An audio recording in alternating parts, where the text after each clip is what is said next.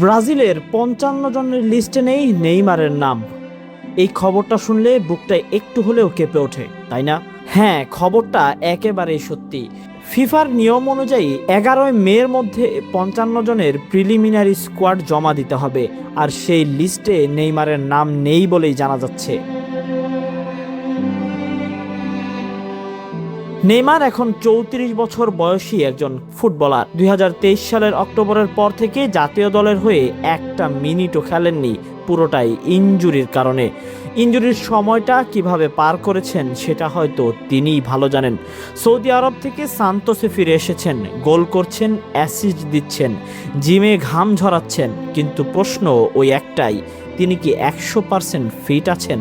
সেটাই হয়তো পরিষ্কার না। তবে কোচ কার্লো আনচেলত্তি যেন পরিষ্কার কথাই জানিয়ে দিয়েছেন, ফিট না হলে কেউ না মানে কেউই না। নেইমার হোক কিংবা যেই হোক, দরজা এখনও খোলা আছে, কিন্তু সময় একদম শেষ প্রান্তে।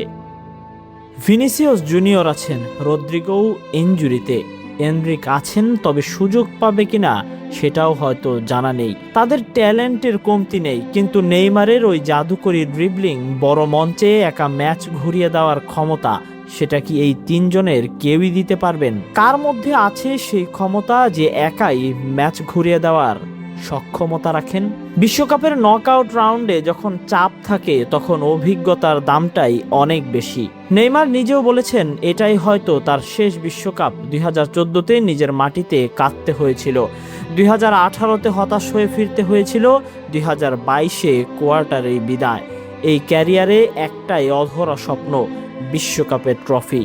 ১৮ মের মধ্যে চূড়ান্ত ২৬ জনের স্কোয়াড ঘোষণা হতে পারে। তার আগেই বোঝা যাবে নেইমারের শেষ স্বপ্নটা বাঁচে নাকি এভাবেই পথ ফুরিয়ে যায়। ভক্তদের কি মনে হয়, নেইমারকে সুযোগ দেওয়া উচিত নাকি আনচেলত্তির এই কঠিন সিদ্ধান্তই সঠিক? সেটাই জানা যাবে স্কোয়াড ঘোষণার পর। Tahsin Ahmed, BD archive.